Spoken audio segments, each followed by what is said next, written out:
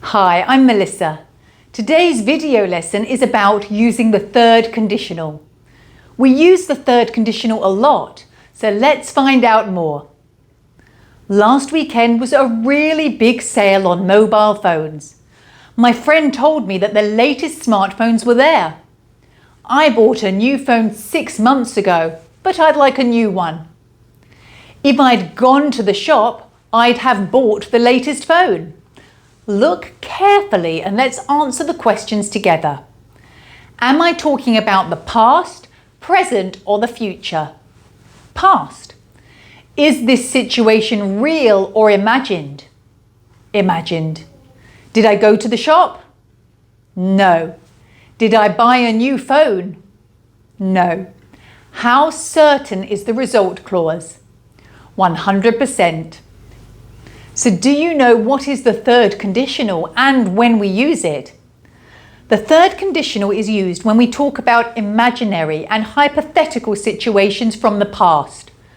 We can use it to talk about what could have happened. It can be used to indicate regret. Let's move on. What is the form of the third conditional? Let's take a look at the example. If I'd gone to the shop, I'd have bought the latest phone. The third conditional has two parts or clauses. There is an if clause and a result clause. In this example, the if clause talks about an imaginary situation of me going to the shop. The result clause indicates that I would buy the latest phone. The if clause is in the past perfect form, and the result clause consists of would have plus the past participle. This is how the third conditional is formed. Let's look at an example. If I'd watched the match, I'd have seen my team win. What about the negative form? How do we form it? To use the negative form for the if clause, you use hadn't before the past perfect. In the result clause, you use wouldn't have before the past participle. Let's look at some examples. If I'd called you earlier, you wouldn't have left home. Let's move on. What about the question form with the third conditional? Do you know how to form it?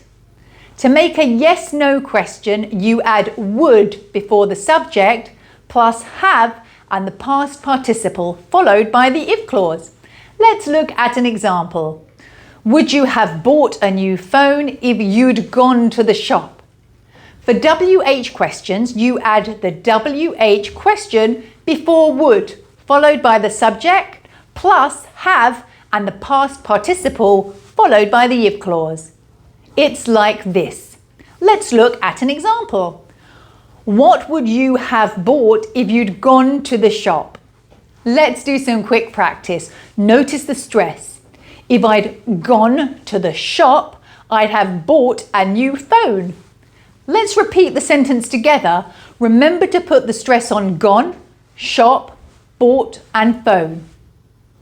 If I'd gone to the shop, I'd have bought a new phone. Great job, well done.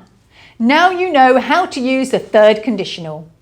Today we learnt what is the third conditional and when we use it, using affirmative and negative forms with the third conditional, making questions with the third conditional. Thank you for watching. See you later.